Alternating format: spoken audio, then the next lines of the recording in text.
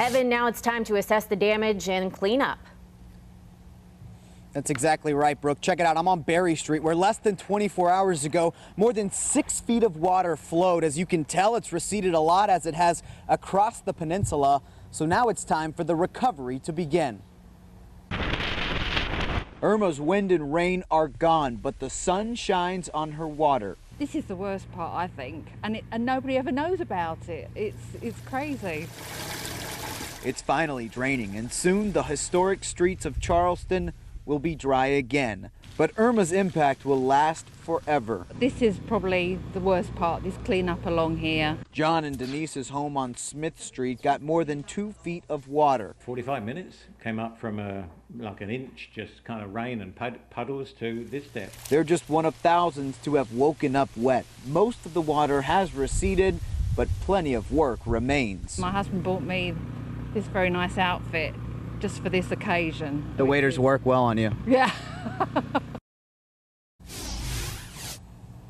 This intersection, one of very few places left in Charleston with standing water. I spoke to one woman whose house was flooded out. She said simply, it's the price you pay to live in paradise.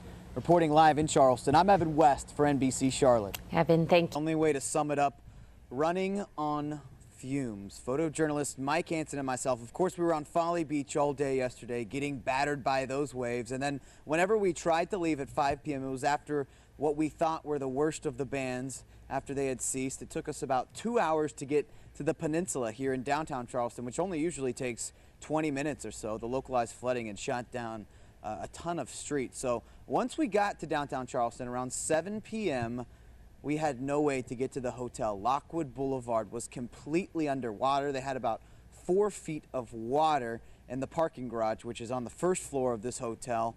All of this chaos caused by Irma. Much of the city sitting underwater. Fortunately, a lot of that water is receding now, but you go back to yesterday, 10 feet of storm surge, 72-mile-per-hour wind gusts, and all of this when Charleston sat outside of the hurricane cone goes to show that Mother Nature takes no mercy. Our story, like so many others, once we made it back to the peninsula around 7 p.m. last night, so many roads unpassable that we were unable to make it to the hotel. So we waited it out at a coffee shop, and actually there was only one woman who was working. She'd been there since 4 a.m. and God bless her, the coffee was cold. We drank it anyway, but just kind of shed some light on what this city faced yesterday.